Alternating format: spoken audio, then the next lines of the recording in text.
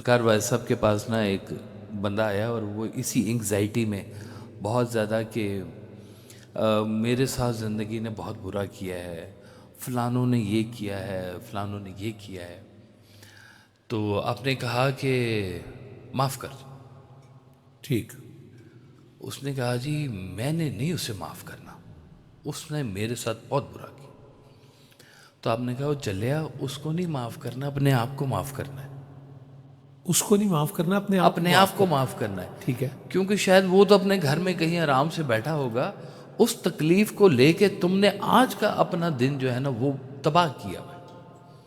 اور وہ ہم دیکھتے ہیں کہ صرف یہ ایک نیگیٹیوٹی گزری نہیں ہوتی، وہ نیگیٹیوٹی ایک ساتھ چل رہی ہوتی ہے.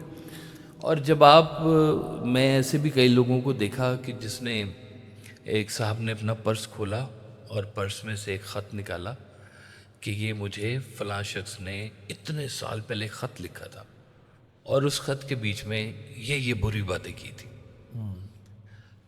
میں نے کہا جی یہ ابھی تک سنبھالا ہوا ہے، اس کو پھاڑ کے پھینک دے.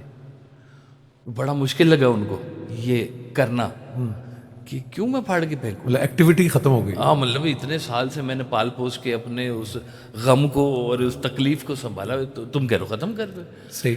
تو وہ ختم انسان کا کرنا بعض اوقات بہت مشکل ہو جاتا ہے، اور وہ بجائے آج کے دور میں وہ راحت اس کو ملے یا اگلی کوئی پروگرام اس کے بنے، وہ پھنسا رہتا ہے.